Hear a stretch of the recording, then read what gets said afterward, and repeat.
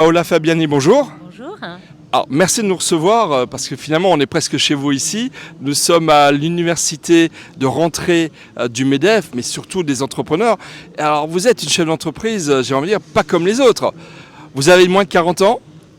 Alors normalement, presque. Alors normalement, excusez-moi, on ne demande pas à une femme quel est son âge, mais vous comprenez pourquoi je le remarque, pourquoi je le dis. Oui, tout à fait. Donc effectivement, en fait, je suis d'abord fondatrice d'une entreprise qui s'appelle Wisecom, qui fait des centres d'appel relocalisés dans Paris, notamment, et maintenant à Ajaccio. Je suis par ailleurs présidente du COMEX 40 du MEDEF depuis maintenant 4 ans. Le COMEX Alors 40. COMEX 40, c'est pas les entreprises du CAC 40, c'est les entrepreneurs de moins de 40 ans. Exactement. D'où ma remarque introductive. Exactement. Donc pour rebondir sur votre remarque, c'est les dirigeants de moins de 40 ans.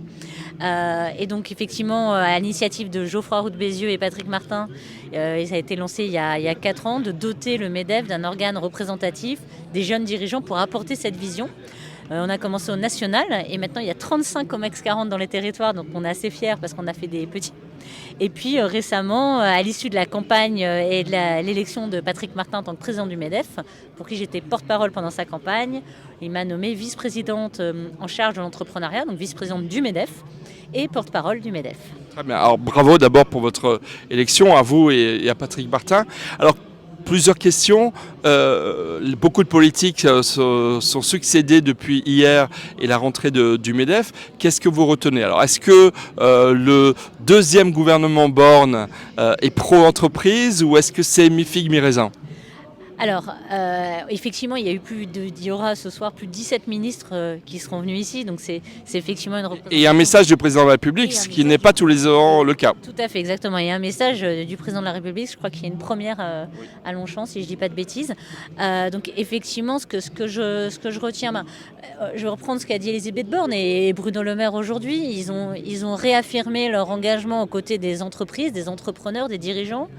Ils ont aussi réaffirmé leur volonté par rapport à l'emploi, par rapport à la croissance, et donc leur volonté d'appuyer cette logique.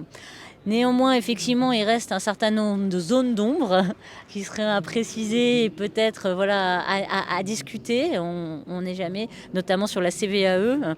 Effectivement, on nous avait annoncé une suppression en une fois, puis ensuite en 2 fois, enfin 4 fois.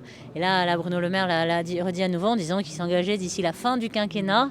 Bon voilà, là-dessus, effectivement, c'est toujours difficile d'avoir cette instabilité fiscale pour les chefs d'entreprise, puisqu'on a besoin de prévoir, on a besoin d'anticiper, de planifier. Et on a aussi besoin d'avoir confiance dans la parole. La parole de l'État, et donc effectivement ça a été voté, donc effectivement ça crée toujours une certaine difficulté. Et puis j'ai un point important quand même qu'il faut remettre en ligne de cause, c'est que la politique de l'offre fonctionne, c'est-à-dire qu'ils l'ont tous reconnu. Baisse du chômage, on a un taux de chômage jamais aussi bas que depuis 81. D'ailleurs, le président de la République a tendance, mais c'est la règle du jeu, à le prendre un peu à son compte. Mais ce qui crée le plus d'emplois, c'est quand même les entreprises. On est bien d'accord. Et puis c'est la politique de l'offre qui vient soutenir les entreprises et qui vient permettre de créer de la croissance la plus importante en Europe. Hein. Rappelons-le, Bruno Le Maire l'a redit. Et puis des recettes fiscales qui sont en hausse. Donc au final, on voit bien que la politique de l'offre, c'est-à-dire la baisse des impôts, la baisse des taxes, permet derrière de finalement générer de la croissance et permet d'augmenter les recettes de l'État. L'autre point qui est important aussi, c'est effectivement ce qui a été abordé rapidement par Élisabeth Borne sur les arrêts maladie. Effectivement, les entreprises n'ont pas à prendre en charge un coût qui effectivement pour lesquels les arrêts maladie ils en sont pas responsables. Donc effectivement c'est pas forcément c'est pas dans le sens de l'histoire. Et puis Unédic, évidemment, les excédents. Donc il reste des sujets à traiter. Je pense qu'ils se sont voulus positifs, ils se sont voulus rassurants. Il reste des sujets en cours, mais on sera là pour négocier. Et puis on le dit bien, la politique de l'offre, c'est quelque chose qui permet de traverser les choses. Et n'oublions pas que les entreprises françaises sont les plus taxées dans l'OCDE. Tout à fait. Alors après, il y a une question, j'ai envie de dire, sur le climat des affaires, sur l'état d'esprit des chefs d'entreprise. Quel est, avec cette rentrée, l'esprit dans lequel sont les entrepreneurs? Parce qu'on dit souvent, et je le pense un peu, que l'entreprise, l'entrepreneuriat, les chefs d'entreprise, c'est pas facile en France. Et quand on est très attaché, très libéral, au sens justement, les chefs d'entreprise sont le maillon central d'une société vivante et créatrice d'emplois et de richesses. Alors comment vous sentez ce climat pour les entrepreneurs en cette rentrée 2023-2024? Alors, déjà, enfin, un petit flashback sur la conjoncture, si je peux m'exprimer ainsi, sur la conjoncture économique.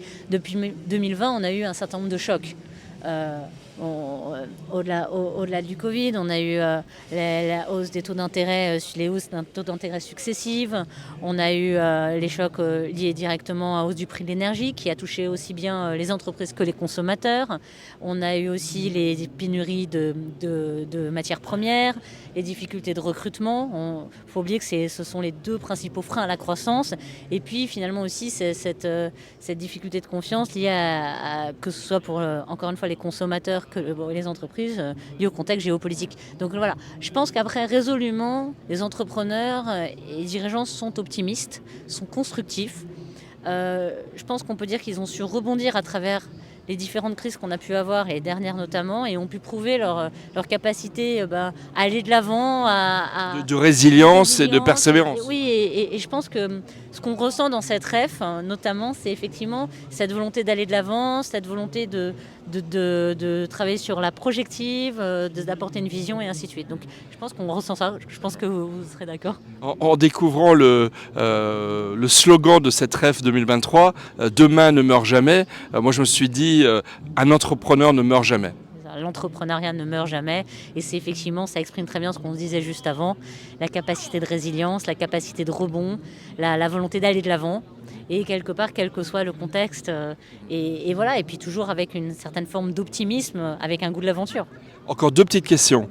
Nous entrons dans une année extraordinaire avec la Coupe du Monde de rugby, les Jeux Olympiques et Paralympiques qui arrivent dans moins d'un an.